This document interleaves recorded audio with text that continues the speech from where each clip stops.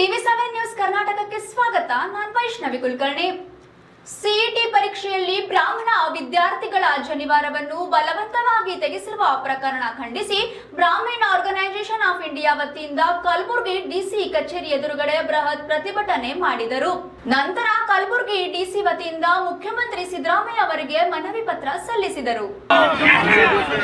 ಜಿಲ್ಲಾ ಬ್ರಾಹ್ಮಣ ಸಂಘ ಹಾಗೂ ಆ ಬ್ರಾಹ್ಮಣ ಸಂಘದ ಅಡಿಯಲ್ಲಿರುವಂತಹ ಅನೇಕ ಸಂಘ ಸಂಸ್ಥೆಗಳು ಈ ಒಂದು ಸರ್ಕಾರ ನಡೆಸ್ತಾ ಇರುವಂತಹ ಬ್ರಾಹ್ಮಣ ವಿರೋಧಿ ಚಟುವಟಿಕೆಗಳು ಒಬ್ಬ ವಿದ್ಯಾರ್ಥಿ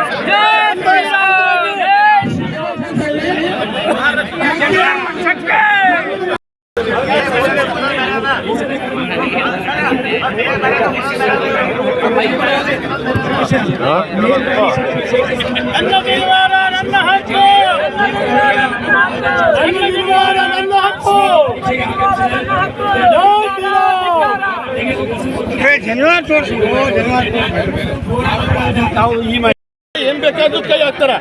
ಈ ಹುಡುಗರ ಜನಿವಾರ ಕೈ ಹಾಕಿದ್ರೆ ಸರಿ ಇರಂಗಿಲ್ಲ. ಅಲ್ರಿ ಪರೀಕ್ಷಾ ಬರ್ಲಿಕ್ಕೆ ಜನಿವಾರ ಕೈ ಏನ್ ಸಂಬಂಧ ಅದ? ಮಾಡಕ್ ನಮ್ ಜನಿವಾರ ಕೈ ಹಾಕಿದ್ರೆ ನಾವು ನಿಮ್ ಕುತ್ತಿಗೆಗೂ ನಿಮ್ ಕೈ ಹಾಕ್ಲಿಕ್ಕೆ ತಯಾರಿದ್ದೀವಿ. ವಿಚಾರ ಮಾಡಿ ಮುಂದೆ ಹೆಜ್ಜೆ ಇಡ್ರಿ.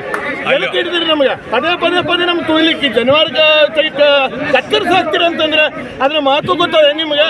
ಬೇಕಂತೆ ಹಿಂಗ ಹಾಕಿದ್ರೆ ಪ್ರತಿಯೊಂದಕ್ಕೂ ಹುಡುಗರ ಜನಿವಾರ ಏನೇನದ ಎಲ್ಲಾನು ತೆಗೆದು ಹಾಕಿ ಹೊಸ ಮಂದಿಗೆ ಬಾ ಅಂತ ಹೇಳ್ರಿ. ಎದಕ್ಕೆ ನೀವು ಅಲ್ಲ ನೀವೇನು ಸುಸೈಡ್ ಮಾಡ್ಕೋತಾನೆ ಅಂತಾರ? ಸುಸೈಡ್ ಮಾಡ್ಕೋತಾನೆ ಅಂತ ತೆಗೆದು ಹಾಕ್ತೀನಿ ಏನದಲ್ಲ ಜನ ಅದೇನದ ನೀವು ಕೈ ಕಟ್ಕೋತೀರಿ.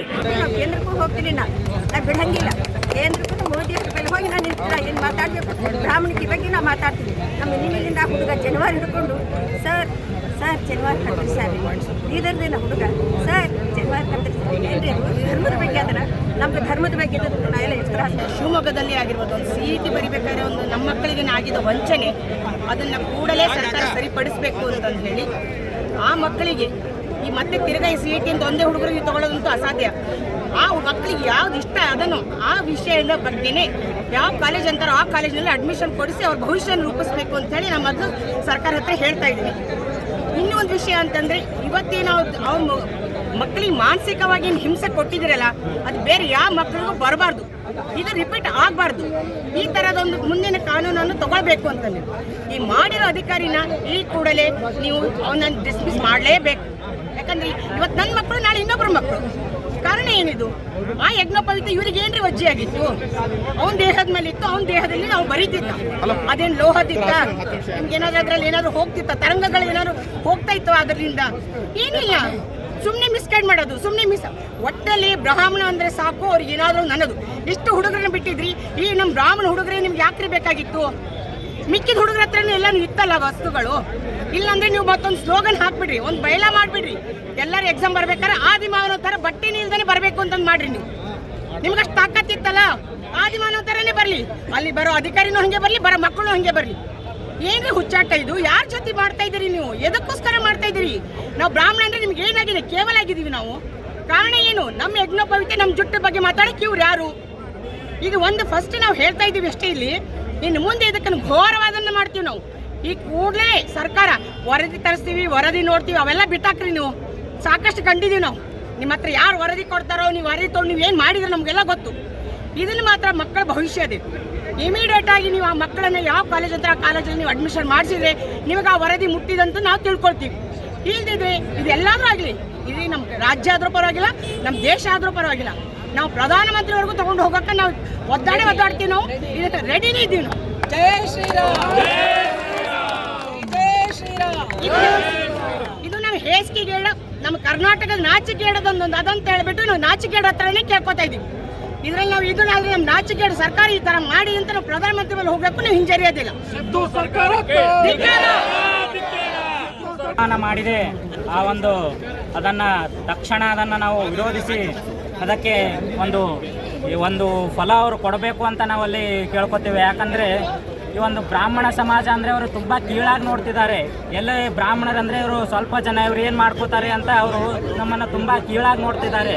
ಈ ಒಂದು ಬ್ರಾಹ್ಮಣರು ರಸ್ತೆಗಿಳಿದ್ರೆ ಏನಾಗುತ್ತೆ ಅಂತ ಇವತ್ತು ಎಲ್ಲರಿಗೂ ತೋರಿಸೋ ಒಂದು ಕೆಲಸವನ್ನು ನಾವು ಮಾಡಿದ್ದೇವೆ. ಇನ್ನು ಇದು ಮುಂದೆ ತುಂಬ ಉಗ್ರವಾದ ಹೋರಾಟವನ್ನು ನಾವು ಮಾಡಲು ಸಿದ್ಧ ಇದ್ದೇವೆ.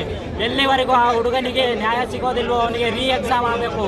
ಆ 2 ವರ್ಷ ಅವನು ಕಷ್ಟಪಟ್ಟು ಅಷ್ಟೆಲ್ಲ ಓದಿ ಆ ಎಕ್ಸಾಮ್ ಬರೀದೇನೆ ಅವನಿಗೆ ಇಂಜಿನಿಯರಿಂಗ್ BA ಮಾಡಬೇಕಂತ ಅವನೊಂದು ಕನಸಿಟ್ಕೊಂಡಿದ್ದನು. ಆ ಕನಸವನ್ನು ಅವನು ಭಗ್ನ ಮಾಡೋ ಕೆಲಸ ಇವತ್ತು ಸರ್ಕಾರ ಮಾಡಿದೆ.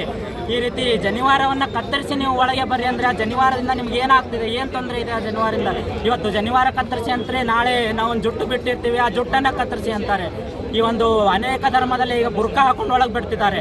ಬುರ್ಕಾ ಹಾಕೊಂಡ್ರೆ ಅದರಲ್ಲಿ ಒಳಗೆ ಏನು ಇಟ್ಕೊಂಡಿದ್ದಾರೆ ಅಂತ ಗೊತ್ತಾಗಲ್ವಾ? ಬರೀ ಜನಿವಾರ ಅದೊಂದು ಏನು 3 ಎಳೆ ದಾರ ಇರುತ್ತೆ.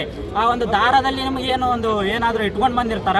ಆ ದಾರ ಕತ್ತರಿಸಿ ಹಾಕಿ ಅಂತ ನೀವು ಏನು ಹೇಳಿದ್ದೀರಾ, ಇದು ತುಂಬ ಖಂಡನೀಯ. ಇದು ಬಹಳ ದೊಡ್ಡ ತಪ್ಪು ಮಾಡಿದ್ದೀರಾ. ಈ ತಪ್ಪು ಮುಂದೆ ನಡಿಬಾರ್ದು. ಅದೇ ರೀತಿ ಎಲ್ಲಿವರೆಗೂ ನಾವು ಈ ನ್ಯಾಯ ಸಿಗೋದಿಲ್ಲೋ ಅಲ್ಲಿವರೆಗೂ ನಾವು ಉಗ್ರವಾದ ಪ್ರತಿಭಟನೆಯನ್ನು ಮಾಡ್ತೀವಿ ಅಂತ ಮೂಲಕ ತಿಳಿಸ್ತಾರೆ. ಅದೇ ರೀತಿಯಾಗಿ ಮೊನ್ನೆ ಸಾವಿತ್ರಿಬಾಯಿ ಫುಲೆ ಅಂತ ಸಿನಿಮಾ, ಅದರಲ್ಲಿ ಅನಿರುದ್ಧ ಕಶ್ಯಪ್ ಅವನು ಕೂಡ ಏನು ಮಾಡಿದ್ರೆ ಅಂದರೆ ಆ ಸಿನಿಮಾ ನಾವು ಬರೋದಕ್ಕೆ ಬಿಡೋದಿಲ್ಲ, ಜನಿವಾರವನ್ನು ನೀವು ಅವಳೇನ ಮಾಡ್ತಿದ್ದೀರಾ ಅಂತಂದರೆ ನಾನು ಬ್ರಾಹ್ಮಣರ ಮೇಲೆ ಮೂತ್ರವನ್ನು ವಿಸರ್ಜಿಸುತ್ತೇನೆ ಅಂತ ಸ್ಟೇಟ್ಮೆಂಟನ್ನು ಕೊಟ್ಟಿರ್ತಾನೆ. ಇದು ಕೂಡ ತುಂಬ ಖಂಡನೀಯ. ಈ ರೀತಿ ಯಾರು ಮಾಡ್ತಾರೋ ಅವ್ರ ವಿರುದ್ಧ ಕಠಿಣ ಕಾನೂನು ಕ್ರಮ ಜರುಗಿಸಲೇಬೇಕು. ಈ ಸಿದ್ದರಾಮಯ್ಯ ಸರ್ಕಾರ ಏನು ಮಾಡ್ತಾ ಇದೆ ಅಂದರೆ ಹಿಂದೂ ವಿರೋಧಿ ಕೆಲಸಗಳನ್ನು ಮಾಡ್ತಾ ಇದೆ. ಎಲ್ಲ ಕಡೆ ಏನು ಮಾಡ್ತಾ ಇದೆ ಅಂದರೆ ಹಿಂದೂಗಳ ವಿರುದ್ಧ ಏನೇ ಕುತಂತ್ರ ನಡೆಸೋ ಕೆಲಸ ಮಾಡ್ತಾ ಇದೆ. ಈ ಕೆಲಸ ಎಲ್ಲಿವರೆಗೂ ನಿಲ್ಲಲ್ಲ ಅಲ್ಲಿವರೆಗೂ ನಾವು ಬ್ರಾಹ್ಮಣ ಸಮಾಜದವರು ಈ ಪ್ರತಿಭಟನೆಯನ್ನು ರಾಜ್ಯ ಮಟ್ಟ ಇಲ್ಲಿ ಗುಲ್ಬರ್ಗಾದಲ್ಲಿ ನಡೀತಾ ಇದೆ. ಇವತ್ತು ನೆಕ್ಸ್ಟ್ ರಾಜ್ಯ ಮಟ್ಟದಲ್ಲಿ ಆಗಿರ್ಬೋದು, ದೇಶದಲ್ಲಿ ಆಗಿರ್ಬೋದು ತುಂಬ ಉಗ್ರವಾದ ಹೋರಾಟವನ್ನು ಮಾಡ್ತೀವಿ ಅಂತ ಈ ಮೂಲಕ ಹೇಳಲು ತಿಳಿಸುತ್ತೇನೆ. ಅದೇ ರೀತಿ ಶಿವಮೊಗ್ಗದಲ್ಲಿ, ಬೀದರ್ನಲ್ಲಿ ಅನೇಕ ಕಡೆ ಎಲ್ಲ ಬೆಂಗಳೂರಲ್ಲಿ ಅನೇಕ ಕಡೆ ಈ ರೀತಿ ಮಾಡ್ತಿದ್ದಾರೆ. ಬೇರೆ ಜಾತಿಯವರವರೇನು ಲಿಂಗಾಯತರು ಲಿಂಗವನ್ನು ಧರಿಸ್ಕೊಂಡು ಬಂದಿರ್ತಾರೆ, ಅದನ್ನು ತೆಗೆಸಿದಾರ. ಬರೀ ಬ್ರಾಹ್ಮಣರಿಗೆ ಯಾಕೆ? ಬ್ರಾಹ್ಮಣರು ಏನು ಮಾಡಲ್ಲ, ಅವ್ರ ಕೈಯಿಂದ ಏನಾಗಲ್ಲ ಅಂತ ಬ್ರಾಹ್ಮಣರನ್ನು ಅಸಡ್ಡೆ ಮಾಡ್ತಾ ಇದ್ದೀರಾ. ಈ ತುಂಬ ಉಗ್ರವಾದ ಹೋರಾಟ ನಡೆಯುತ್ತೆ ಮುಂದಿನ ದಿನಗಳಲ್ಲಿ ಅಂತ ನಾವು ಈ ಸಣ್ಣ ಹೋರಾಟ